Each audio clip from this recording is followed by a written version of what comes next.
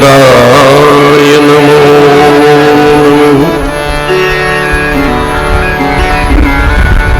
बर्हापीडं नटबरवपुः कर्णयो कर्णिकाय बिभ्रदमांशकनककपिशं वैजन्ती क्षमा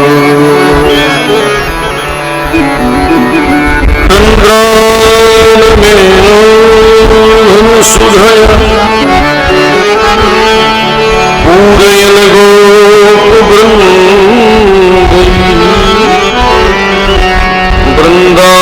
वृन्दारण्यं स्वपदरमणं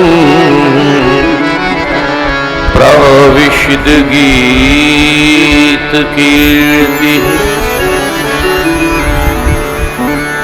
वसुदेव सुतं देवं कंसचाणूरमर्दनं देवकी परमानंद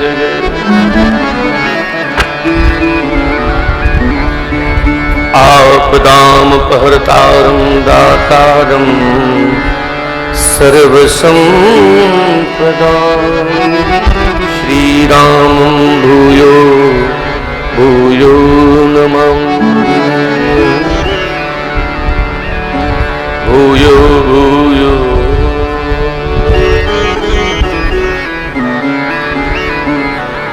अतुलित बलधामं हेमशैलावदेहं दनुजुवन कृशानुं ज्ञाननामग्रगण्यं सकल गुण निधाना वानराणामधीशं रघुपति प्रिय भक्तं वात जातं नमामि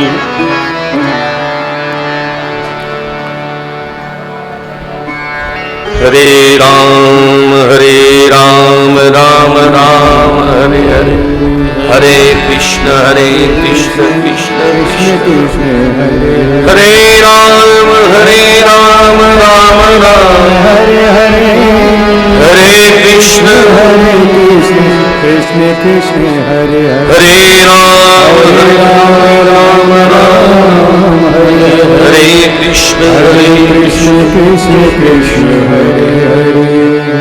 श्री राधा वल्लभ लाल की जय, बाल कृष्ण लाल की जय, श्री अयोध्यानाथ भगवान की जय, हनुमान जी महाराज की जय, आशुतोष भगवान की जय, भागवत भगवान की वृषभानुलारी की जय, वृंदावन धाम की जय, सर्व वैष्णव भगवान की जय, सब संत भगवान की जय। जय जय श्री राम, जय जय जय जय श्री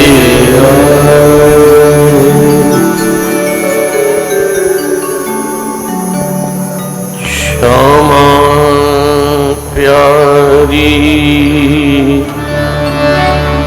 कुंज बिहारी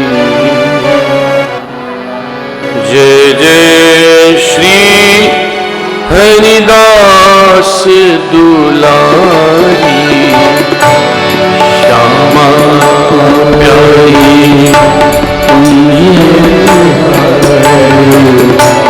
जय जय श्री हरिदास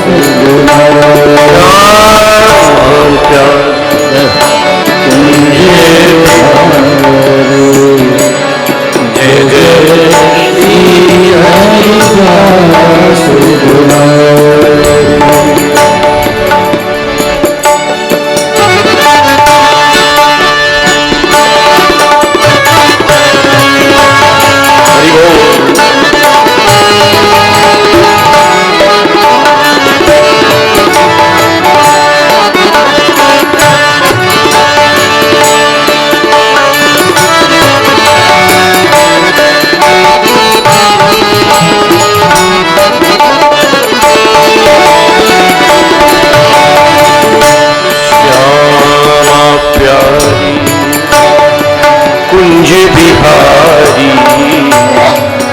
जय जय श्री हरिदास दुलारी श्यामा प्यारी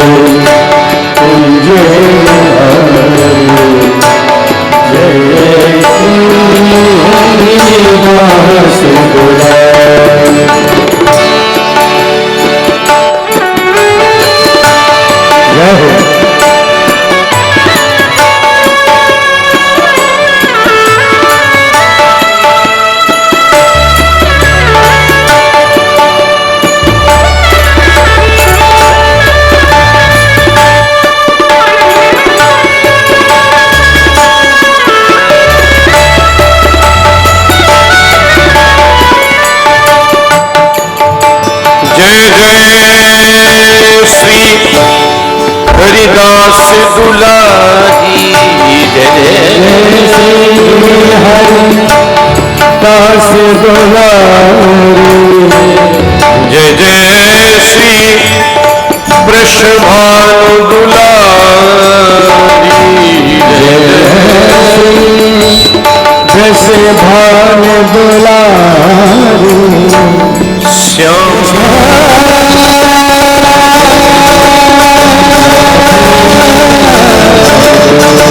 हरे कृष्णा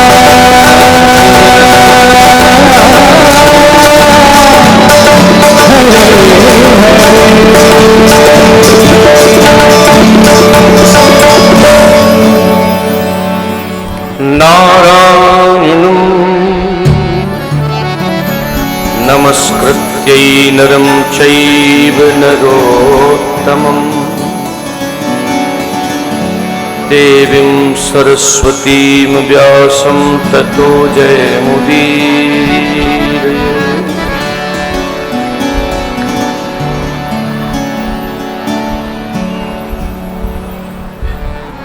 शरण बिहारी की गहो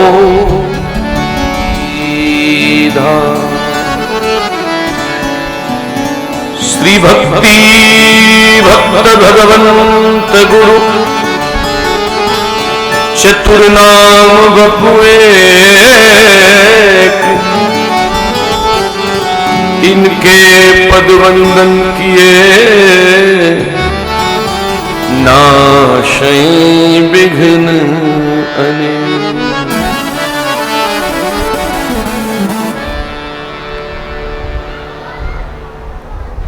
अकारण करुणा वरुणालय भगवान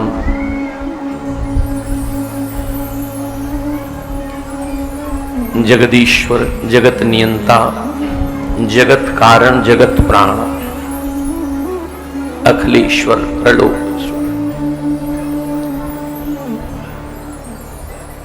भगवान श्री राधा माधव की वांगमयी प्रतिमा श्रीमद् भागवत के मंगल अनुष्ठान में हम लोग प्रवेश करें।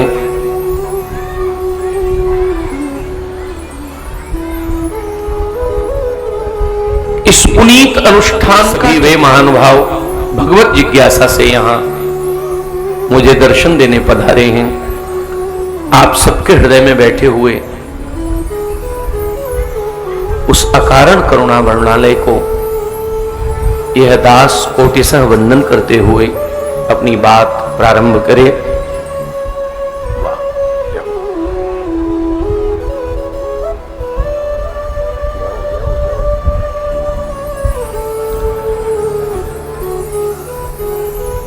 एक विनती है कि कथा के दौरान ये व्यवहार पक्ष थोड़ा कम किया जाए और कम से कम इस प्रांगण में आगे तो हो। वकील साहब इसको थोड़ा कम कराइए।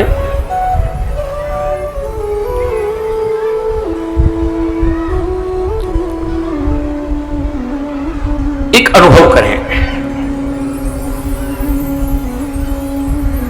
देखो सुखदेव भगवान कथा के प्रवक्ता हैं, वो कथा सुना रहे हैं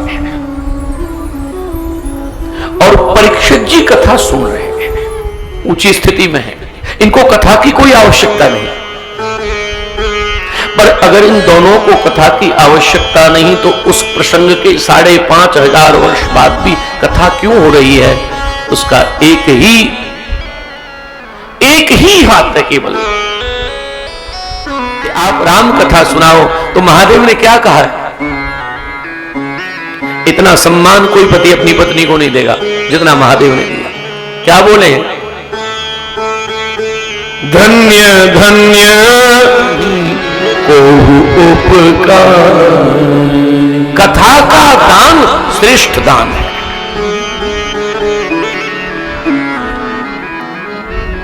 हमारे यजमान जी कथा करा रहे हैं, ये कथा का भागो, इन्हें माला पहनाओ और उन्हें द्वार से ही पकड़ो, आओ आओ आओ, और वो कथा की एक रत्ती वर्ण ले जा पाए और पीछे जमीन पर जूतों के पास बैठने वाला आदमी कल्याण करके इधर आ जाए, क्योंकि इसमें पूरा महत्व पात्रता का है। और जब सुबह कोई मेहमान आए तो पीतल के बढ़िया सी कटोरी में परोस दिया जाए। बोलो सब कुछ हुआ बेकार कि नहीं? बस साफ इशारा यही है, कितना भी बढ़िया कुछ कर लीजिए पर अंत में पीतल का कटोरा मत रखिए, इस बात का विशेष ध्यान रखिए, नहीं सब बिगड़ जाएगा। आज चतुर्थ दिवस है, कथा प्रसंग को श्री कृष्ण जन्म तक ले जाना है। और मैंने कल भी कहा और एक विनती आज भी कर रहा हूं, लोग कहते हैं कि अध्यापक सबके गुरु होते हैं, अध्यापन कार्य सबसे, अब तो थोड़ा समाज में कुछ थोड़ी सी विकृति आई है, अन्यथा तो अध्यापक का जो सम्मान होता है वो किसी का होता ही नहीं। पर अध्यापक होशियार भी बहुत होते हैं, और इसमें देखो हमारे यजमान जी ने होशियारी कर ली। क्या? 3 तारीख की कथा 4 तारीख को इसीलिए इन्होंने कर ली कि कृष्ण जन्माष्टमी के दिन हो रहा है। देखो ये चतुराई। तो आज इनकी वजह से कितना आनंद होगा कि जन्माष्टमी भी कब होगी? नंद भवन में भी जन्म हो और यहां भी जन्म हो। ये कितना प्रकृति का सुंदर आज संयोग बना है। चतुर्स्कंद में महाराज भगवान महादेव का चरित्र सुखदेव भगवान ने गाया, और विनती करूं आपसे, वर्णन है यहां कि महादेव देवादिदेव भूत भावन सदाशिव। प्रसंग आपको पता है पर मैं एक बार उसको आपको हृदयंगम कराऊं। ये प्रसूति का विवाह दक्ष से हुआ, ये कल आपने सुना, और दक्ष से विवाह प्रसूति का हुआ, और प्रसूति के यहां भगवती सती प्रकट हुई। उन सती का विवाह देवादिदेव महादेव से हुआ, और उन सती जी को भगवान राम में संशय हो गया।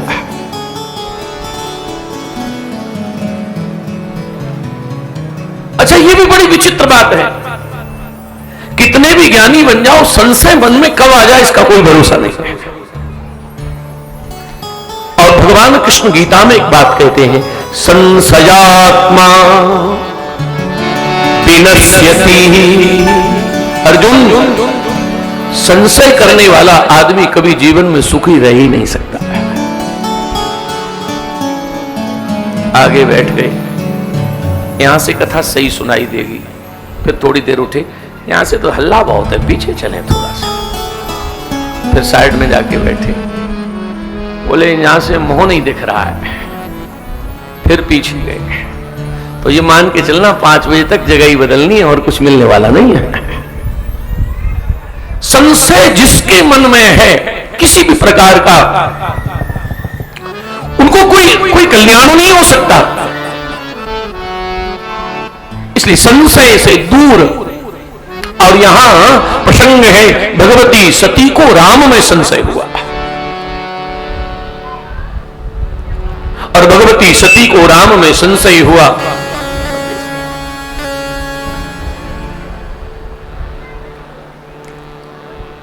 और उसी समय एक लीला हुई कि भगवान राम का अवतार हुआ और दंडक वन में भगवान श्री जानकी जी का अन्वेषण कर रहे हैं, ढूंढ रहे हैं लीला में। अब बड़ी विचित्र बात है, राम जी सियाजू को ढूंढ रहे हैं तो भगवान को थोड़ी लीला करनी पड़ी, भगवान रोने लगे। और भगवान जब रोए, भगवान महादेव ने उसी समय देखा। और वहां से महादेव क्या करते हैं, जय सच्चिदानंद जग पावन,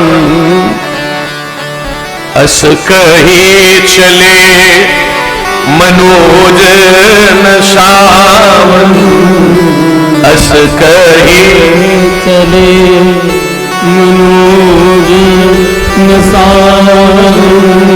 कामदेव का नाश करने वाले महादेव ने राम जी को सच्चिदानंद कहा और दो सच्चिदानंद कहा, और सच्चिदानंद ही नहीं किया, प्रणाम भी किया हाथ जोड़ के। और जो प्रणाम किया, सती जी के मन में एक ही भाव आया, शंकर जगत बंद जगदीसा।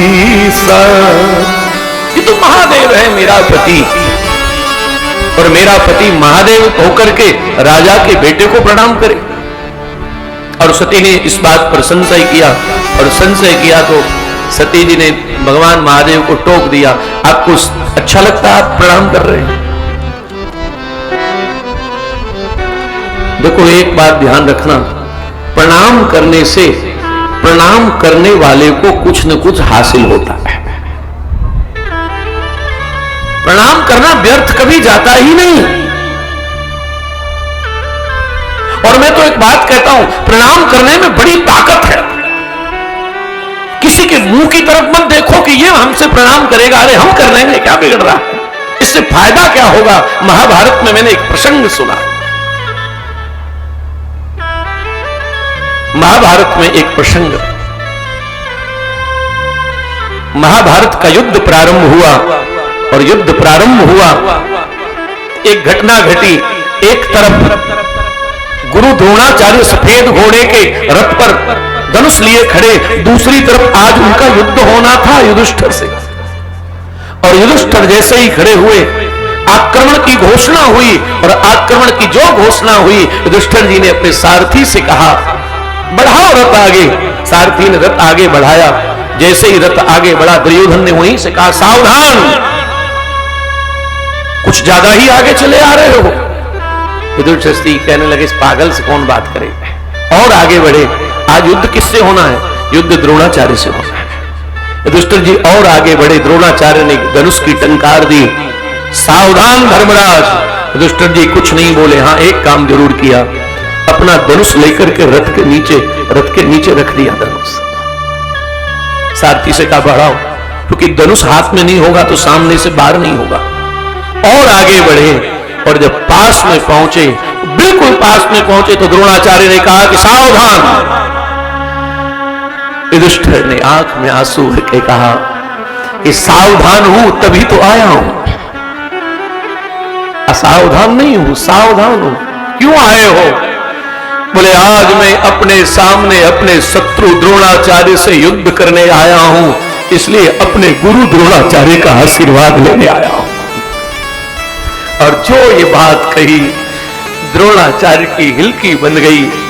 अपने दुशाला से अश्रु पहुंचते हुए कहा, युधिष्ठिर तेरे इस विनम्रता ने मुझे खरीद लिया, और जा मैं तुझे आशीर्वाद देता हूं।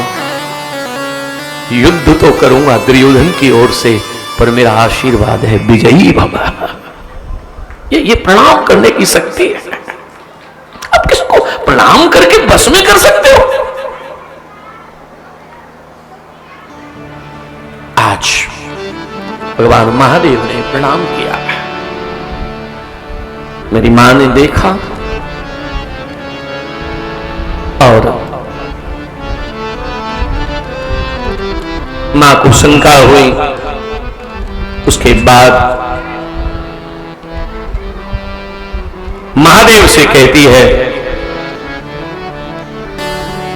यह राम परमात्मा नहीं है। महादेव ने कहा, मैं बार बार कहता हूं राम ब्रह्म है, राम परमात्मा है,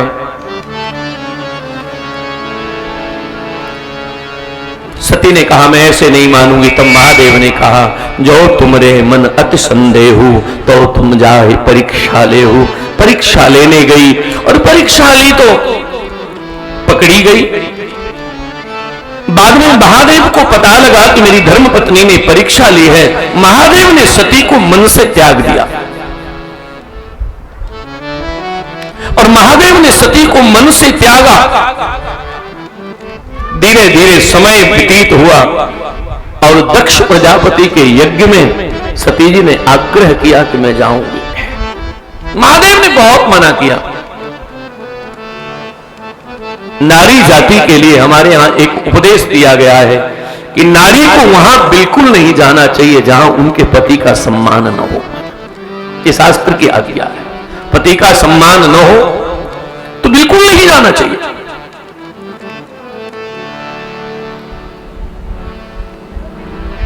हरी इच्छावश भवानी गई और वहां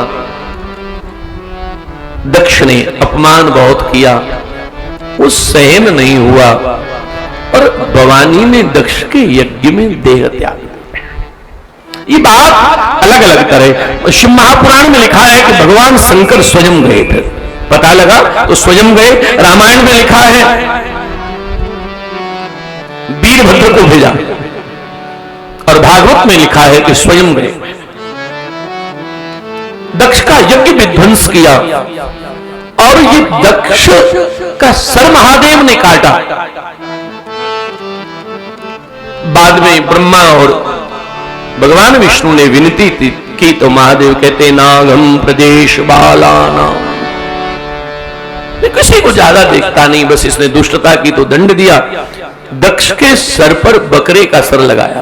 अब इस बकरे का सर क्या है? किसी और जानवर का नहीं लगाया, बकरे का लगाया। इसका मतलब क्या है? बकरा मैं बोलता है।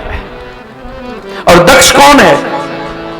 दक्ष आपको भी कोई मोहल्ले में मिल सकता है अपने में, जो मैं करे, अपनी अपनी कहे, दूसरे की न सुने, समझो ये दक्ष है।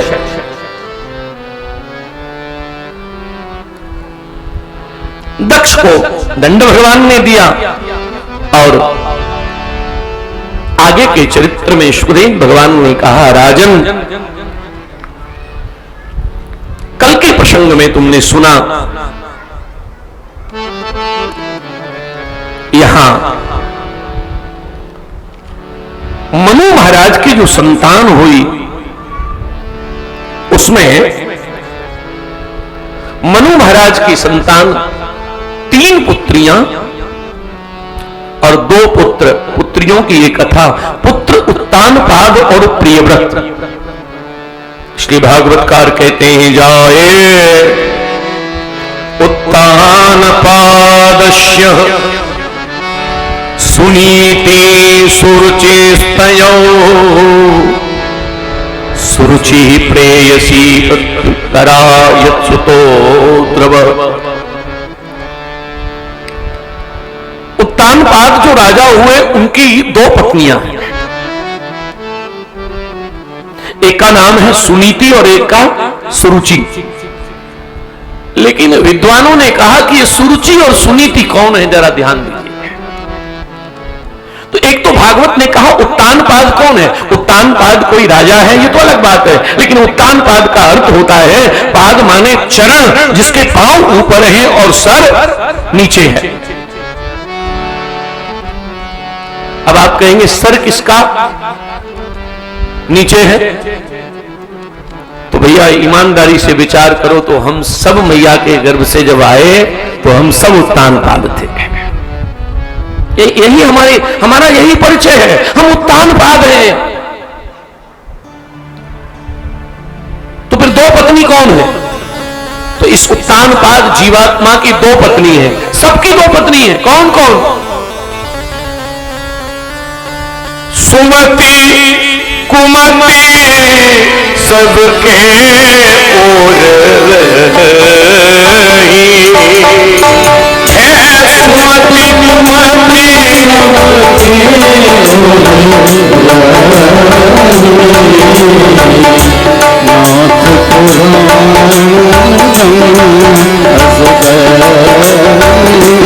सुमति कुमति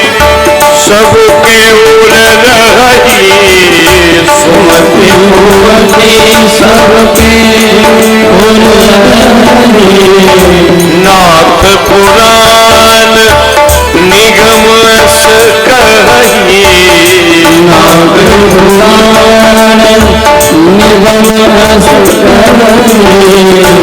जहाँ सुमते तह संपत्ति नाना, जहाँ सुमते और जहाँ कुमते तह विपत्ति निधाना।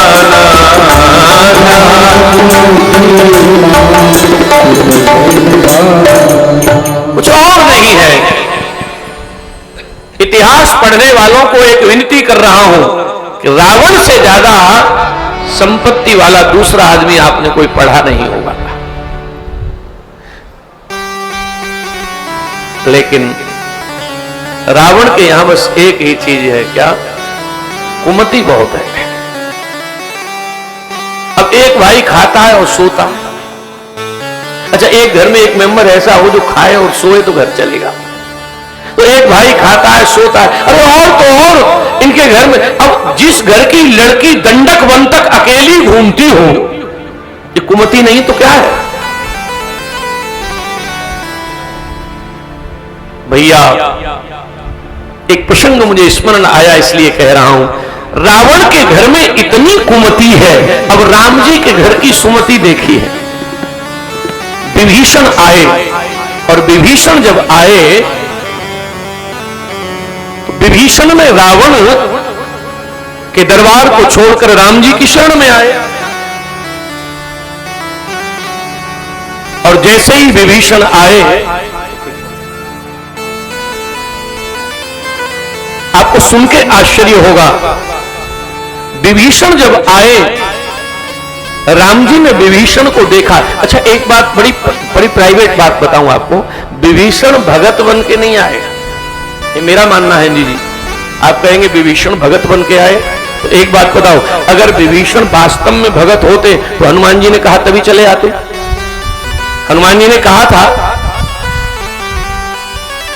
चलो, तो विभीषण ने बातें इतनी बढ़िया कही। बातें कैसी कर रहे थे पता है विभीषण? अरे सुनो पवन सुत रहने हमारी, और जिमि दसनन मऊ जीव विचार, तात कबहु मोय जाने अनाथा, तो करी कृपा भानुकुल नाथा।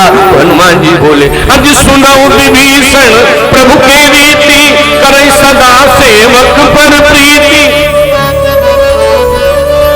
प्राप्त ले जो नाम हमारा। अरे हम जैसों आपको अपना लिया। ये हनुमान जी का कितना बढ़िया लालच है, किसी तरह चलो। तो लास्ट में हनुमान जी ने क्या कहा विभीषण से? अच्छा चलिए, हम तुम्हें ले चलेंगे। तो विभीषण फिर क्या बोले कि नहीं नहीं, देखो घर भी गलत है, भाई भी गलत है, ठीक है, लेकिन अभी टाइम नहीं है आने का।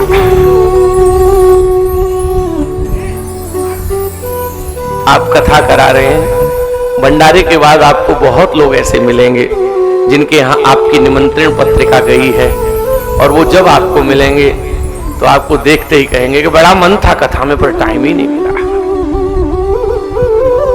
ये एक फैशन बन गया है। विभीषण ने कहा टाइम की कमी है। अच्छा, लेकिन एक बात बताऊं मैं आपको, रावण ने लात मारी तो महर्षि वाल्मीकि जी वाल्मीकि रामायण में लिखते हैं कि आधी रात में विभीषण भागे, 4 लोगों को लेकर आधी रात में भागे। इसका मतलब यह है कि संतों की बात काम न करे तो घर वालों की लात काम करती है। घर वाले लात न मारे तब तक लोगों का मन भगवान में नहीं लगता। और हुआ क्या, विभीषण जब आए तो भगवान तो सबके मन की जानते हैं। भगवान समझ गए कि ये भगत बन के नहीं आया, तो बोले सुग्रीव को हमने राज्य दिया है अभी 2 महीने पहले, सुग्रीव को राज्य मिला है, तो ये इसलिए इनको। तो देखो राम जी भी कितने कृपालु हैं। राम जी ने क्या किया? राम जी ने विभीषण से ये नहीं पूछा कि पानी पियोगे, चाय पियोगे, बैठोगे, नहीं। पहला काम क्या किया? तिलक ते, सबसे पहले तिलक कर दिया और फिर क्या बोले? पधारो कहु लंकेश। विभीषण को एकदम ठंडा ठंडा लगा रहे, वाह यहां तो आते ही राज्य मिल गया, कितनी कृपा है इनकी, तो कितना आनंद है। जैसे ही तिलक किया तब लक्ष्मण जी थोड़ा सा टेढ़ा देखने लगे और लक्ष्मण जी टेढ़ा देखे, कह नहीं पाए। जामवंत जी ने कहा, सरकार ये तो टेढ़ा देख रहे हैं, पर मैं बोल दूं क्या? आपने इसे क्या दे दिया? विभीषण को क्या दिया? बोले लंका का राज्य। जामवंत जी ने कहा कि माई बाप क्षमा करना, पर एक विनती है, बूढ़ा रीच कर रहा आपके चरणों में कि इसको राज्य दे दिया आपने? बोले हाँ, और कल रावण राजीनामा करके और जानकी माता को लेके आ गया, तब राम जी के नेत्र सजल हो गए और राम जी ने कहा, मैं दोनों हाथ उठा के कहता हूं कि अगर रावण कल जानकी को लेकर सद्बुद्धि होकर आ गया तो मैं भरत को जंगल में बुला लूंगा और अयोध्या रावण को दे दूंगा, मैं राम। इसलिए भैया यही है कोमति सुमति कुमति सबके ओर रही नाथ पुराण निगम असक, नाथ पुराण निगम असकहि, नाथ पुराण निगम असकहि। तो ये सुनीति और सुरुचि कौन है?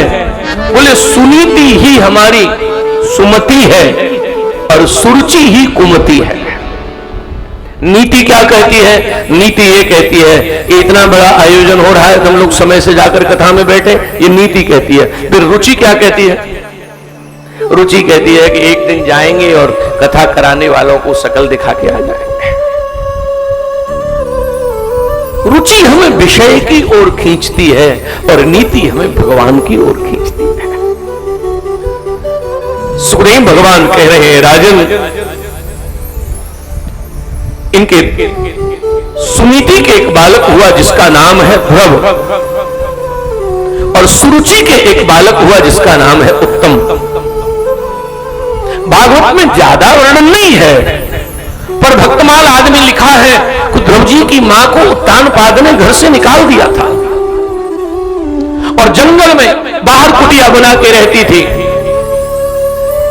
एक बार खेलते हुए बच्चों ने ध्रुव जी से पूछ लिया था, तेरा पिता कौन है? तब ध्रुव जी ने रोकर अपनी मां से कहा, मेरा पिता कौन है? तब मां ने उस झोपड़ी में से इशारा किया कि वो चांदी का जो छत्र चढ़ा है ना महल के ऊपर, हाँ तेरे बाप का घर है वो। आज मां ने तैयार किया, सुंदर सी तुलसी पहना दी, तिलक लगा दिया, अपने पिता से मिलने ध्रुव जी पधारे। और हमारे ध्रुव जी जब आए तो पिता की गोद में चढ़े। पुरुष की सबसे बड़ी दो कमजोरी है। महाभारत में ऐसा लिखा है कि पुरुष स्त्री और अर्थ इन दोनों के सामने गुलाम की स्थिति में आ जाता है, कुछ निर्णय नहीं ले पाता।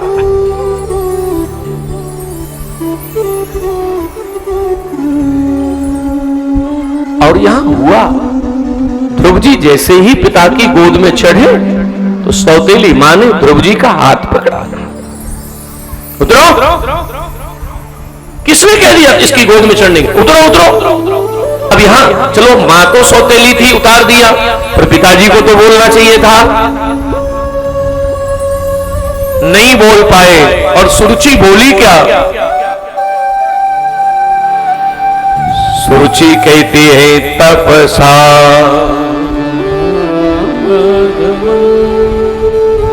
पुरुषम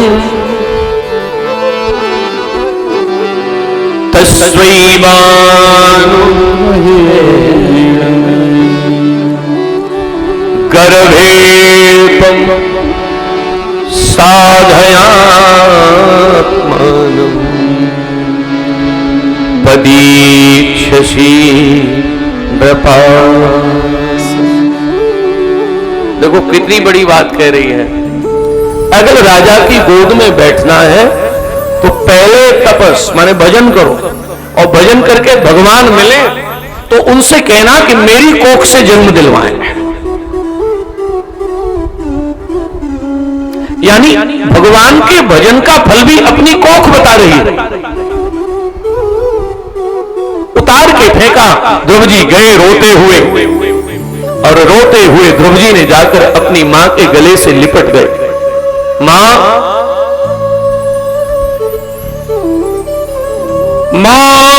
मंगलम तात परे सुमसा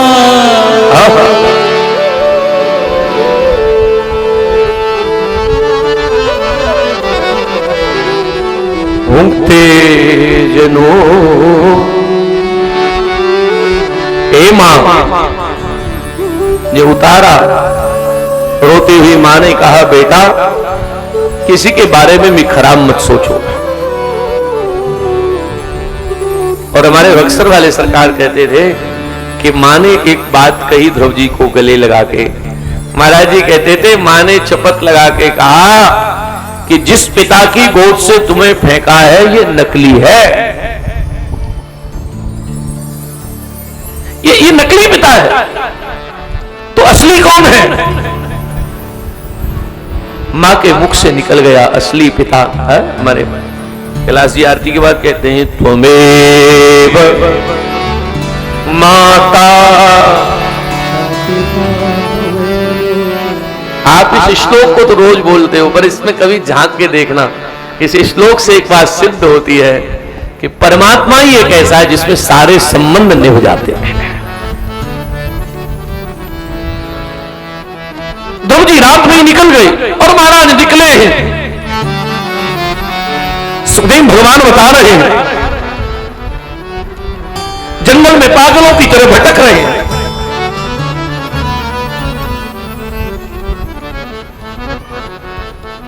हाँ? एक बहुत बड़े संत मध्य प्रदेश की धरती में हमें मिले। 2 साल पहले ही हमने उनके यहां कथा कही। बड़े महात्मा, 100 वर्ष से अधिक उनकी आयु। तो उनके चरणों में शाम को हम बैठते, उन्हें कॉफी पीने का बड़ा शौक था। बिल्कुल सही। तो कॉफी उनके लिए आती थी, धाना तो कॉफी उनके लिए आती थी, तो वो हमको भी कॉफी पिलाते थे। हमने कथा कही उनके यहां, हवाई अड्डे के नीचे ही आश्रम है। तो वो एक बहुत बढ़िया बात कहते थे। वो कहते थे बेटा ये सब जो दिख रहा है ना, ये तो अब दिख रहा है। और इतना कह के वो कहते थे, बोले मेरी माँ और पिता बचपन में खत्म हुए तो लोग रोटी भी मुझे नहीं देते थे, और अंत में मेरे मन में एक ही भाव आया कि दुनिया का नहीं, अब तो परमात्मा का बन के रहना है। और मैं वहां एक हरसिद्धि माता का मंदिर है जंगल में, हमको भी उन्होंने वहां भेजा। तो पुराने जमाने में महाराज जी अपने मुख से सुनाते थे, बोले हमारी माँ जब खत्म हुई तो हम अपनी माँ को उस जमाने में घर में बहू कहते थे, माँ नहीं कहते थे, बहू कहते थे। तो बोले जब माँ खत्म हुई और बाप भी चले गए तो हम लोगों को पूछते थे हमारी बहू कहाँ है, बहू माने माँ कहाँ है। तो बोले कोई बोलते ही नहीं था क्योंकि माँ तो मर गई। तो एक दिन हम उस मंदिर में पहुंचे तो वहां एक भैंस चराने वाले से पूछा माँ कहाँ है, तो उसने कहा कौन, बोले बहू, बोले जिस सामने बैठी है, माने वो हरसिद्धि माता। और बोले उस समय से मेरे मन में 100% विश्वास हो गया कि मेरी माँ यही है। आपको सुन के आश्चर्य होगा, महाराज जी कहते थे, धाना में उनका बड़ा आश्रम, अभी 2 महीने पहले उनका शरीर पूरा हुआ। कहते थे कोई मानेगा नहीं, लेकिन मैं रात में 2 बजे नित्य उस मंदिर में जाता था, रात में 2 बजे। अब 100 वर्ष पुरानी बात। बोले कई बार शेर भी मिलता था, चीते भी मिलते थे, मैं चला जाता था। और बोले उस समय मैंने एक दिन मां से कहा, हरसिद्धि मां के मंदिर में उस गुफा में मैंने कहा कि बहू और तो सब ठीक है पर रुपया एक भी नहीं है जेब में, और रुपया के बिना रोटी कैसे चलेगी। तो इतना कह के वो हो जाते थे। हमने कहा महाराज जी फिर क्या हुआ? बोले फिर मैं जितने दिन रात में 2 बजे गया तो 5 सिक्के चांदी के मुझे मां के मूर्ति के नीचे रोज रखे हुए मिलते थे, हमेशा। अच्छा, बीज कितना भी बढ़िया हो, यहां बड़े फसल जोरदार होती है हमारी जन्मभूमि में, तो बीज महाराज 1 लाख रुपए किलो का ले आओ और फिर कहो बोले इसका एक ही काम करना है। क्या? बोले इसे खेत में बोएंगे तो रात में कोई उखाड़ ले जाएगा। तो बोले जो घर में जो 500 रुपए फीट का पत्थर लगाया है वहां बोएंगे। बोलो उपजेगा? सानिध्यम नित्यदा हरे। बेटा वृंदावन चले जाओ।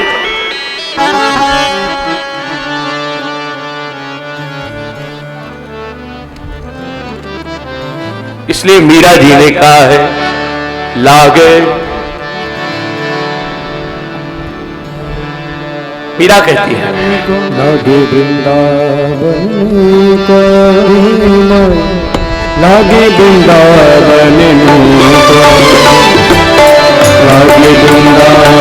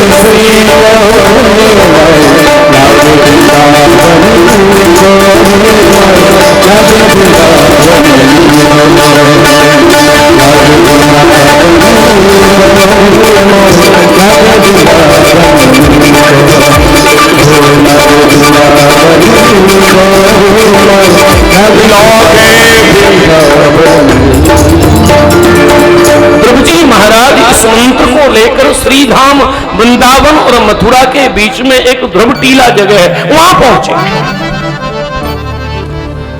और भागवत में लिखा है सज्जनों, 1 महीने ध्रुव जी 3 दिन के बाद कुछ बेल के और कैथ के फल खाते हैं। 3 दिन के बाद केवल बेल का फल और कैथ का फल। 1 महीना ऐसे बीता। अब दूसरे महीने में केवल और केवल पत्ते कितने दिन बाद? 6 दिन बाद। तीसरे महीने में 9 दिन बाद केवल जल, और चौथे महीने में 12 दिन बाद केवल वायु। अपने राम तो आज जन्माष्टमी के व्रत करने में ही हालत खराब हो रही है।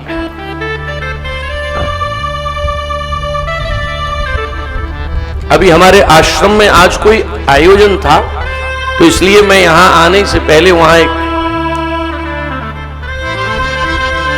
आश्चर्य की बात, लेकिन ये 5 वर्ष की बालक की आयु कितनी है? 5 वर्ष। और 5 वर्ष के ध्रुव जी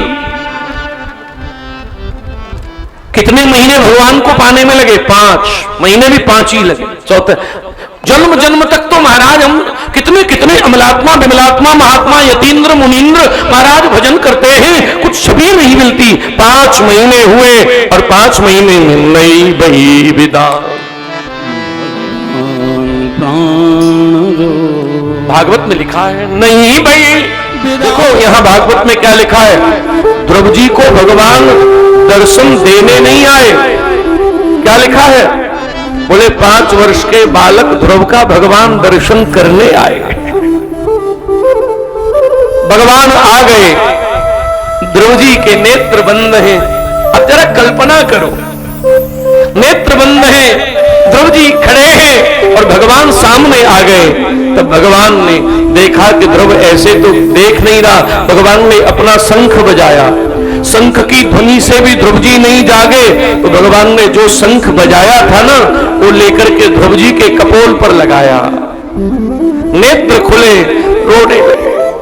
अब दुख इस बात का है कि प्रभु मैं पढ़ा लिखा नहीं हूं, उम्र कम है और भगवान सामने है, तो स्तुति कैसे करूं?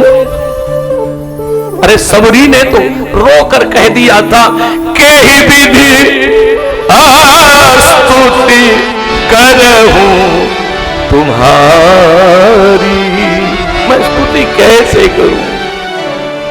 लेकिन ध्रुव जी तो ये भी नहीं बोल पाए। ध्रुव जी तो अब देख रहे हैं तो फिर करूं क्या? एक पुस्तक हाथ जोड़ के जब तुमेव माता च पिता तुमेव कर रहे थे, तो वो बच्चा था ना 4 साल का, वो धीरे धीरे कह रहा था छोटे आसे अनार, बड़े आसे आम, छोटी इसे इमली, बड़ी इसे ईख। तो दादाजी ने देखा कि ये स्कूल नहीं, तो दादाजी ने कान मरोड़ के कहा पागल है, ये स्कूल है, क्या कर रहा है? बोले स्कूल नहीं तो जो आप कर रहे हो सो मैं कर रहा हूं। बोले मैं तो भगवान की स्तुति कर रहा हूं। बोले मैं भी कर रहा हूं। अरे बोले ये तो ओलम पढ़ रहा है। बच्चा रोकर बोला कि मुझ पे ओलम आती है, पर इतना पता है इस ओलम में से स्तुति बनती है। भगवान यहाँ बैठे बैठे क्या करते हैं, बना लेंगे दिन भर में। मुझ पर जो आता है वो मैंने सुना दिया, क्या प्रभु इतना भी नहीं कर पाएंगे बैठे बैठे स्तुति बनाएंगे? सही बात यही है प्यारे, भगवान को भाव प्रिय है, क्रिया प्रिय नहीं। आज यहां ध्रुव जी पर कृपा की, भगवान ने दर्शन दिया है और एकदम बोल पड़े यो अंतः प्रवस्य मम वाचमिमां प्रसुप्तां संजीव यखिल शक्ति अन्यास्तचरणो श्रवणो त्वगादि। ध्रुव जी की स्तुति का ये श्लोक है। प्राणं नमो भगवते पुरुषाय तुभ्यं, प्राणं नमो भगवते पुरुषाय। रो रहे ध्रुव जी, प्रभु मेरी सुसुप्त स्थिति को जागृत कर दिया आपने। बहुत प्रेम से ध्रुव जी ने स्तुति की भगवान की। सुखदेव स्वामी ने कहा, अब भगवान ने ध्रुव जी से कहा बेटा मैंने दर्शन दे दिया, अब कुछ मांग ले। तो ध्रुव जी बोले कि अब कुछ नहीं चाहिए। भगवान ने कहा भाई तू क्षत्रिय आदमी है, थोड़ा रोष में चला आया है, पर मैं बार बार तुझसे कहूंगा कि कुछ मांग ले। और जब बार बार कहा ध्रुव जी रोने लगे, तो भगवान ने कहा मांगना नहीं आता तो मैं बिना मांगे देता हूं। जा पहले घर पे तेरे माता पिता प्रतीक्षा करते हैं, और फिर सुन,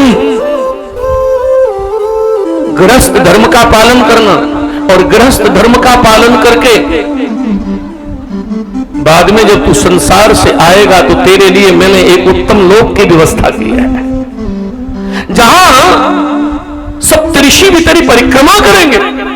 ऐसा कह के भगवान ने भेजा। ध्रुव जी आए, नारद जी ने पहले ही बता दिया। देखो दुनिया का बड़ा सिस्टम विचित्र है। नारद जी पहले ही आए दौड़ के। नारद जी ने आके उत्तानपाद से कहा माला वाला मंगाओ, क्यों, लड़के की स्थिति ऊंची हो गई है। और हमारे बिंदु जी ने एक बहुत अच्छी लाइन पढ़ी है, जब ये दिल दुनिया में था, बिंदु जी लिखते हैं, जब ये दिल दुनिया में था, दुश्मन हजारों बन गए, जब से दिल तुमको दिया, हर दिल के प्यारे बन गए। कब से?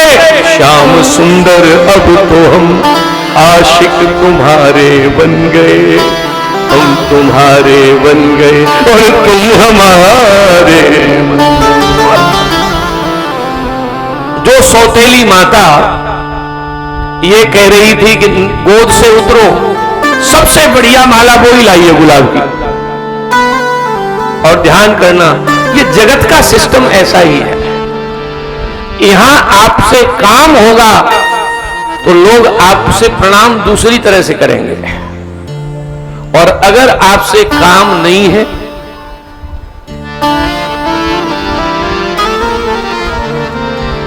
एक बड़ा सुंदर पद है, जगत में झूठी देखी प्रीत, जगत में झूठी देखी,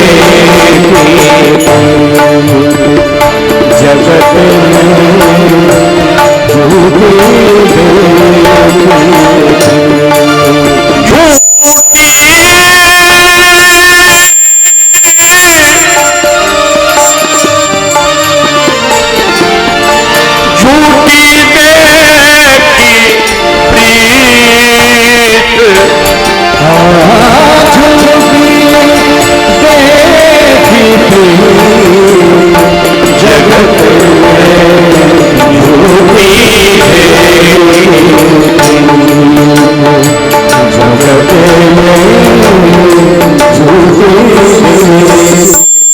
अच्छा कितनी झूठी है सुनिए।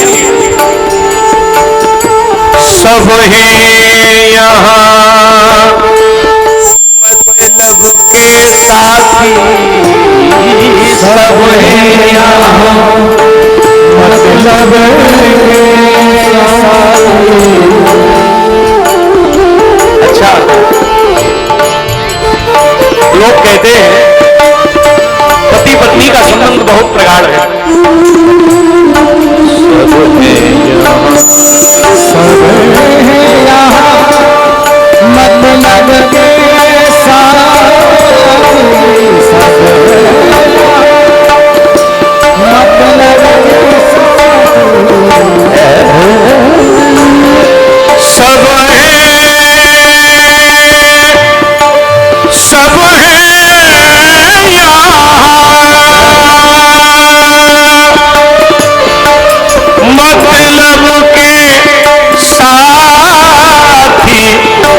सब है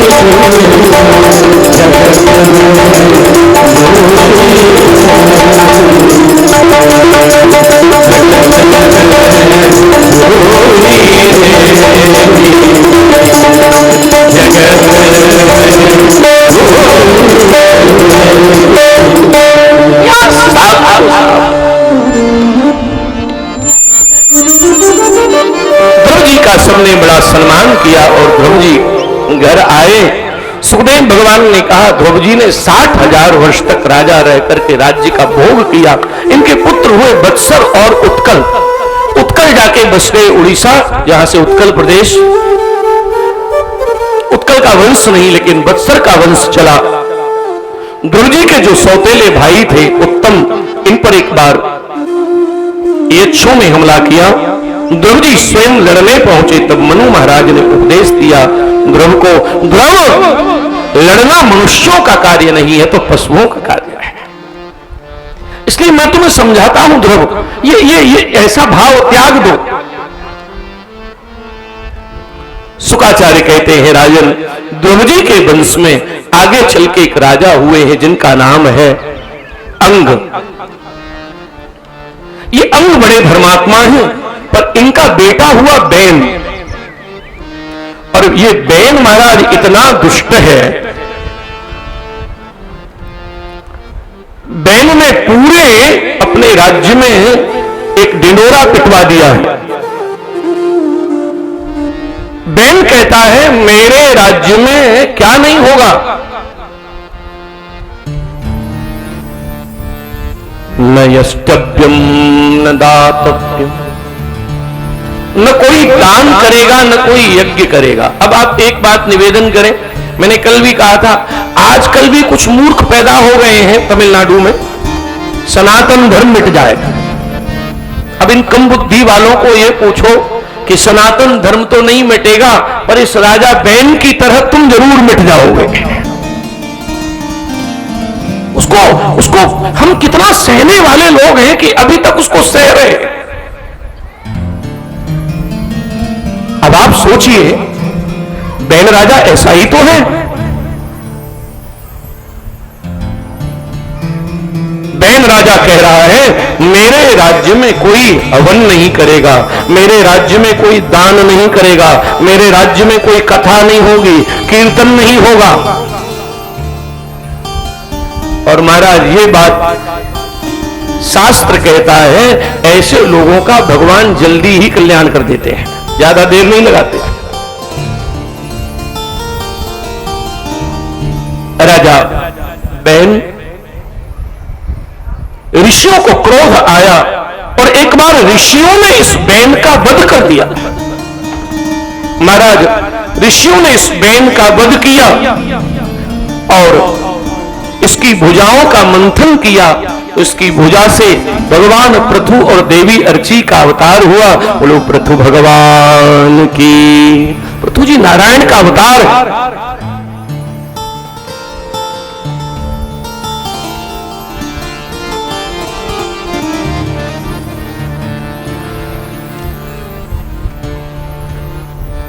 श्री हरि शरणम। तो पृथु ने महाराज भगवान है, तो पृथु जी महाराज जब राजा हुए, अकाल पड़ा और उस अकाल में पृथु जी महाराज ने पृथ्वी पर कोप किया। पृथ्वी ने पृथु जी को विनती की है कि मैं गौ बन जाती हूं, मेरा दोहन करो, पर अकाल इसलिए पड़ रहा है क्योंकि तुम्हारे पिता बड़े अधर्मी थे। पृथु जी के राज्य में पृथ्वी मां का दोहन हुआ। आगे चल के पृथु जी का यज्ञ होता है और उस यज्ञ में सज्जनों, इंद्र ने घोड़े की चोरी की है।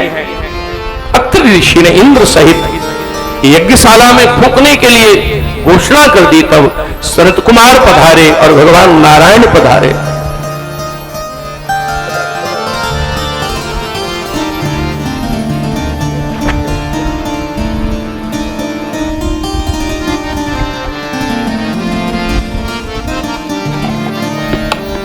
हरि शरणम हरि शरणम हरि शरणम हरि शरणम हरि।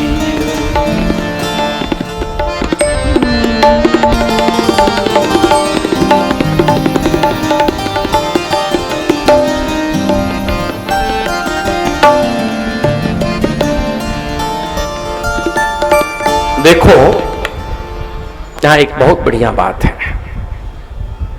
पृथुजी महाराज, आपको सोच के सुन के बड़ा अच्छा लगेगा। आज कथा तो बहुत है, लेकिन थोड़ा सा कर ले चर्चा। पृथुजी महाराज के सामने भगवान प्रकट हो गए।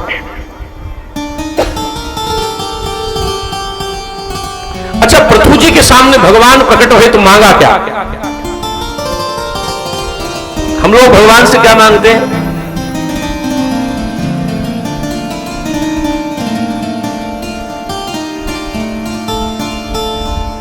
हम लोग भगवान से क्या मांगते हैं?